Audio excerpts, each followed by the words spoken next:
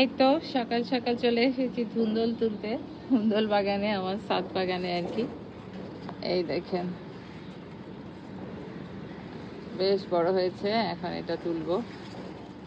আর এই যে ছোটগুলা বড় হচ্ছে, বুঝছি না সব একবারে তোলা যাবে না, একটা একটা করে তুলতে হবে, মানে একটা না, যেগুলো এক সাইজ সেগুলো, যেমন এটা তুলবো,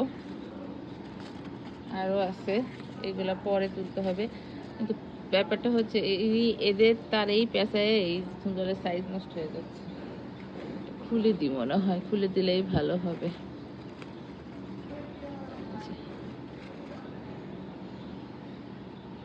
এই তো এবার আমি ধুন্দল তুলতেছি, এটা আমার ঝুড়ি। এই তো বিসমিল্লাহ, একটা তুললাম। এবার আরেক পাশ থেকে আরেকটা তুলতেছি, একই গাছের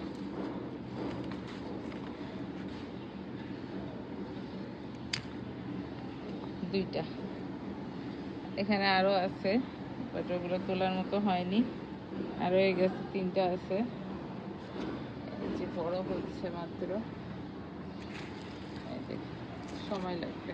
চলে এলাম আর এক গাছে, এই যে এইটা খুব বেশি বড় হয়নি, বাট আর বড় হবে বলে মনে হচ্ছে না, এটাও তুলে নিচ্ছি।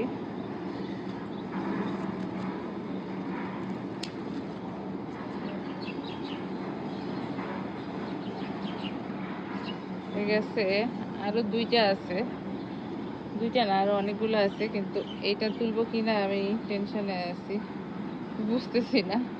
ওই যে আরো এখানে একটা ছোট আছে, ওই যে আরেকটা বড় আছে, এটা আরেকটু বড় হবে, এইটা মনে হচ্ছে না আর বড় হবে, এটা তুলে নি।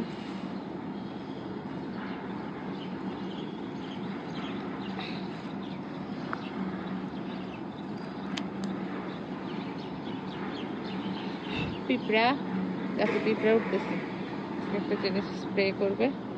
এই যে চারটা ধুন্দল হইল আজকের মতো, আরেকদিন আসলে আরো বেশ কিছু তোলা যাবে, দুই গাছ মিলে 5-6টা তো তোলা যাবেই ইনশাল্লাহ। এখানে আরো একটা আছে, চিপায় চিপায় ধুন্দল ধরে, টেরও পাওয়া যায় না। এই দেখেন, এটাও তোলা যাবে নাকি না, আর একটু বড় হবে, এটা আর একটু বড় হবে।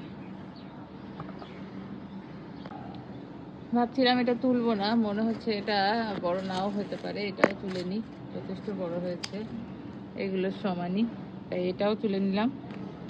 হয়ে গেল 5খানা ধুন্দল, আলহামদুলিল্লাহ, মাশাল্লাহ। আমার গাছের ধুন্দল, এটার টেস্টই অন্যরকম হবে। তো সবাই ভালো থাকবেন, আপনাদের সাথে আমি বলেছিলাম না ধুন্দল তুললে শেয়ার করব, শেয়ার করলাম। আল্লাহ হাফেজ।